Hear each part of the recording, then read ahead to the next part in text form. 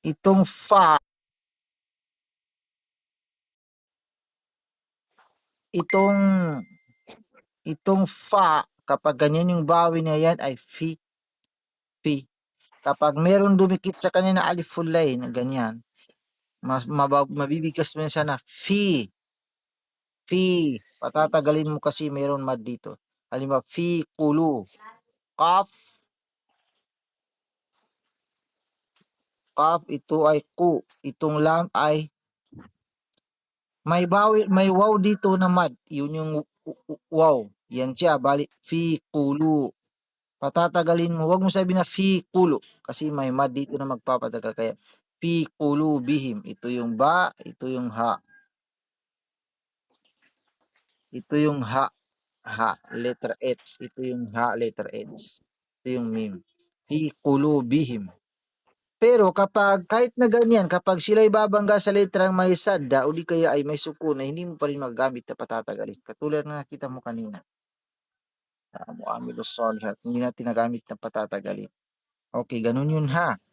Bali, wag na natin ipakita yung mga halimbawa ng ganito kasi madadaanan din natin kapag sa Quran na tayo ha. Direct na sa Quran na yung bubuksan ko sa iyo para makita mo sa Quran tayo. Sandali. Babalik bawin na tanwin ay magtatapos sa letrang basahin, mapasa taas man yun o sa baba. Ganon din kapag ganyan. Basta tanwin, minsan ganyan ang makita mo. Minsan ganyan. Ganyan, ganyan, ganyan, pareho lang yan.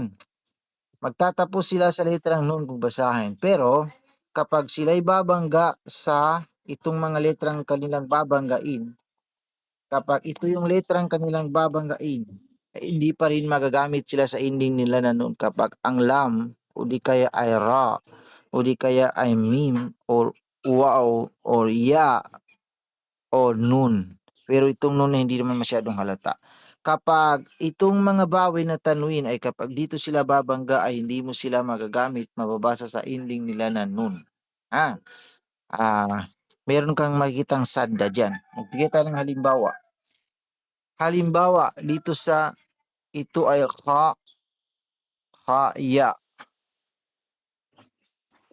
Ito ay mababasa mo ito na khay. Itong bawin niya ay ganyan. Ito ay kung sabihin mo ito, basahin mo sabihin mo khairun. Kasi tanwin eh.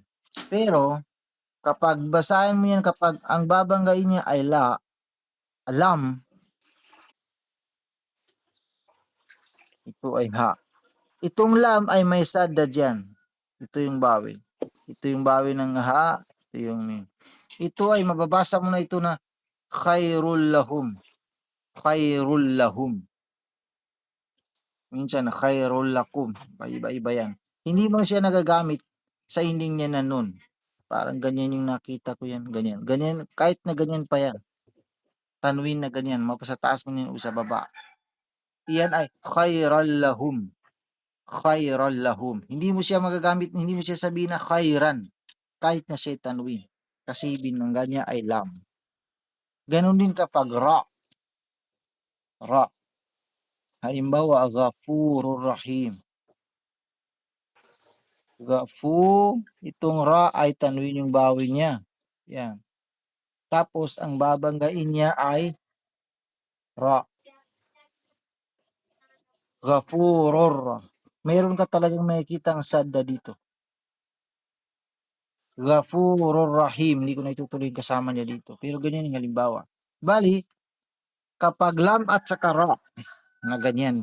Pero kapag sila'y babangga dito sa apat na ito ay maliban sa hindi mo siya magagamit sa ending niya ng nun, ay mapapastambay ka dito sa nun. Sa mim. Kahit saan sa mga ito, mapapastambay ka. Halimbawa, hablum mim masad. Ba. Hab, ito ay yan siya. Tanwin. Ang binangga niya ay mim. Itong mim ay ganyan. Ito ay dun sa PGD hablum mim masad. Yan. Hablum mim masad, may kasama yan dito. Bali, hindi lang itong tanwin, isali na natin ang nun kasi kasali rin talaga ang nun. Ang nun na makikita mo sa Quran na walang sad, walang sukun, yan ay consider na sukun yan, kahit wala ka nakikita.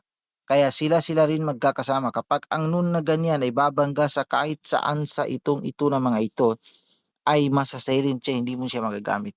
Katulad ng ito dito sa hablum mim, ito yung ulitin ko dito para makita mo. Halimbawa, ito yung i-delete na natin ito. Halimbawa, ito yung hablum. Ito yung meme, ito yung nun. Ito yung nun na makita mo, walang sukun. Ito yung meme na babanggain niya. Meme, masad. Tapos ito yung meme. Di ba ganyan? Hablum mim masad. Tingnan mo itong nun, silent siya. Hindi mo siya nagagamit. Diretso ka dito. Ganyan yun ha. Kahit saan sa mga ito ang babanggain ng nun ay masasilent siya. Tingnan mo. At marami pang iba. Halimbawa sa mirabbihim. Mim.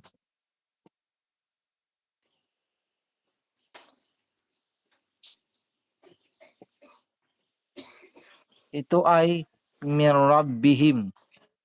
Silent itong, kung tutusin, magagamit mo man itong nun pero hindi masyadong halata. Sa madali salita, iiwan mo na lang para hindi ka malilito. Kasi beginner ka pa, iniwag mo nang gamit, sabihin na mirabbihim.